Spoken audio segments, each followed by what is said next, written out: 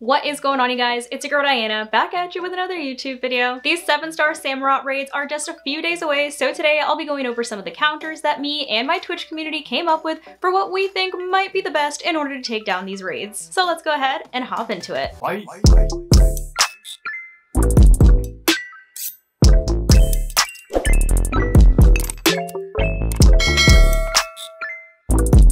Okay, so per usual, let's go ahead and take a look at what we're going to be going up against once we do hop into these raids. So Samurott is usually a pure water type, and because this is a 7-star Black Crystal Terra raid, it is going to be a level 100 Pokemon. However, during these raids, Samurott will have the Bug Terra type, and so you would think that that would make things pretty straightforward. We know that Rock, Fire, and Flying types are all super effective against Bug. However, because of Samurott's move pool, this makes things a little more complicated, and you'll see why in just a moment. So the 4 main moves that I think are very likely for them to throw on Samurott to use are the following.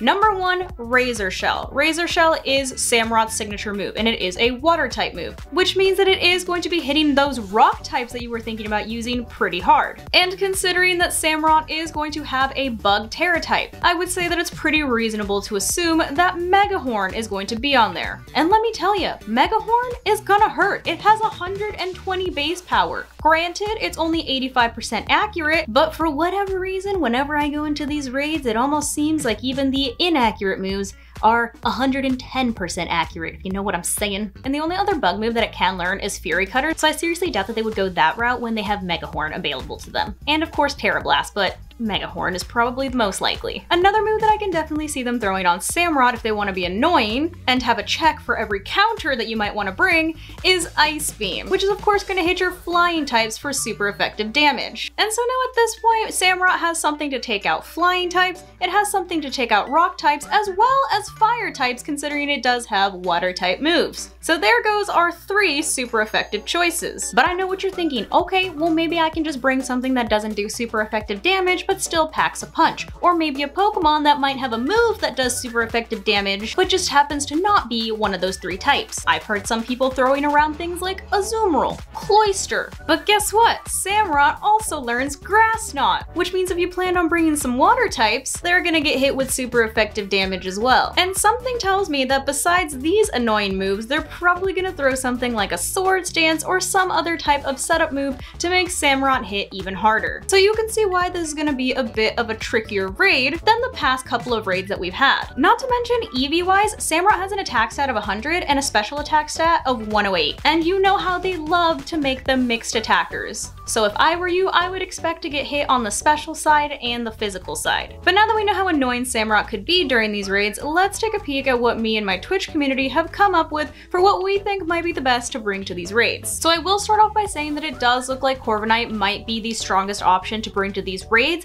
and for that reason we did end up building an attacking Corbinite as well as a support Corbinite. And this is because although Corbinite is a flying type Pokemon, it's also a steel type Pokemon, which means that if Samurott does have access to ice type moves, it will only be taking neutral damage from those. And of course, considering it is a flying type, Corbinite does have access to flying type moves, so you will still be able to hit Samurott for super effective damage, if you choose to bring it as an attacker. And so if you do choose to bring Corbinite as an attacker, this is the build that we came up with. So for its EV spread, we of course maxed out its HP as well as its attack, and gave it an adamant nature. And item-wise, I do suggest something like a Life Orb just to make its attacks hit a little bit harder, since we're not going to want to go for something like Brave Bird that has a ton of recoil. Life Orbs of course have a little bit of recoil, but it's a lot less than Brave Bird. And moveset wise, we went ahead and threw Bulk Up on there to of course set up. Drill Peck is going to be the flying type move of choice. Ignore Body Press, it's just there to fill the spot. And Roost for HP recovery. We did also give Corbinite a flying Terra type, since of course that will boost the power of Drill Peck. Is it a little risky if Samurott has ice type moves? Yes, but we're hoping that it can live long enough to take it out in just a couple of hits. If you're more comfortable being a support Pokemon, this is the support Corbinite build that we came up with. So we went ahead and maxed out its its HP as well as its defense. And item-wise, I recommend something like Light Clay. Since moveset-wise, we went ahead and threw Reflect on there to of course reduce the damage that the team would take from any physical attacks, Screech to lower Samurott's defenses, Taunt to prevent any setup moves that it might have, and of course Roost for HP recovery. So obviously Corbinite is a solid option and can either play the support or the attacker. But if you want to go a little buck wild, these are the other builds that we came up with. So one of the builds that we were toying around with was Golden Go, which EV-wise we went ahead and maxed out HP and special attack, and of course gave it a special attacking nature. And moveset-wise we have Nasty Plot, Make It Rain, Power Gem, and Recover. Make It Rain is not going to be the move that you're going to be clicking for this raid. It's kind of just there to fill space. But the strategy for Golden Go is to of course set up Nasty Plots and then go in with Power Gem, which will of course hit Samurott for super effective damage, and Recover for,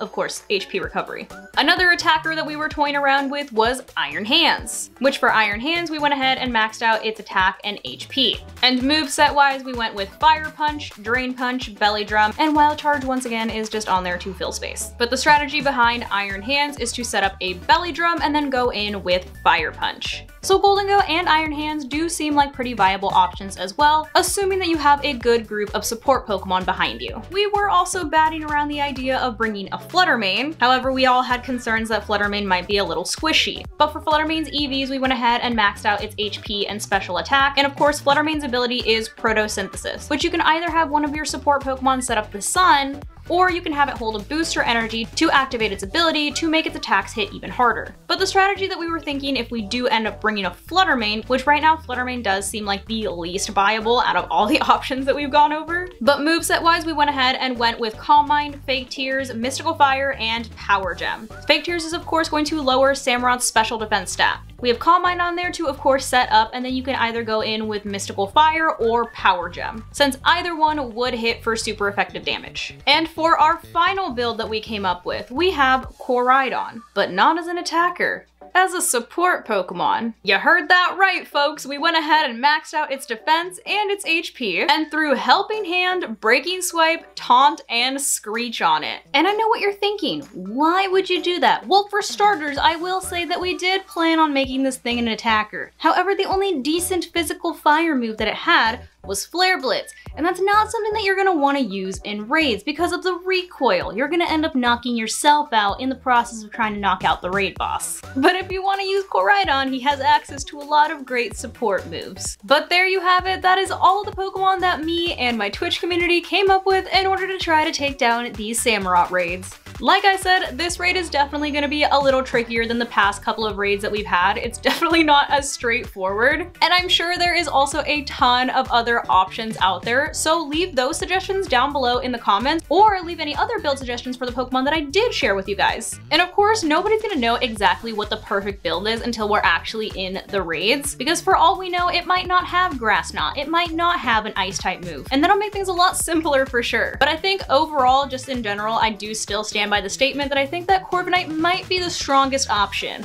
But like I said, go ahead and leave your thoughts, opinions, whatever down below in the comments. But that's gonna go ahead and wrap it up for today's video. Hopefully you guys found this video helpful, and if you did, I kindly suggest that you consider subscribing so that I can continue to make content for you guys.